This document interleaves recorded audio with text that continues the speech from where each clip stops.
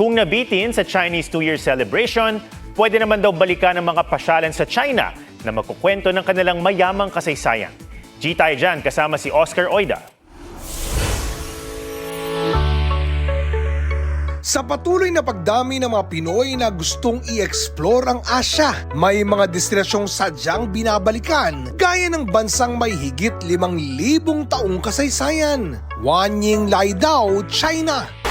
Naglakbay roon si JB Vasquez. Sa Beijing, matatagpuan ang Forbidden City. Dating tirahan ng 24 na emperador sa loob ng mahigit 500 taon. Mula Ming hanggang Qing Dynasty. Matatagpuan din dito ang Great Wall of China. Mahigit 21,000 kilometers ang haba at itinayo na pangdepensa sa mga mananakop. Nag-goosebumps na lang ako na eto na, nasa Great Wall na ako. Na isa ito sa mga 7 wonders of the world. Dito mo rin makita talaga kung gaano ka-rich talaga yung history ng China.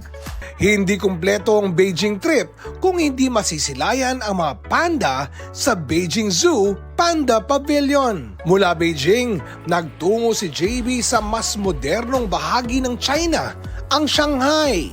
Sa kahabaan ng Huangpu River, matatagpuan ang The Bund, isang waterfront promenade na may colonial architecture. Sa gitna ng lungsod, mabibisita ang Yew Garden. Itinayo noong Ming Dynasty, mahigit 400 taon na ang nakalilipas. Ang huling yugto ng biyahe ni JB sa sinaunang lungsod ng Xi'an. Dito matatagpuan ang Terracotta Army na isa sa pinakamahalagang archaeological discoveries noong ika-20 siglo. Nakalibing dito ang libu-libong life-size clay soldiers kasama ni Emperor Qin Shi Huang upang bantayan siya sa kabilang buhay. Makikita mo talaga yung difference ng bawat statue na hindi sila pare-parehas.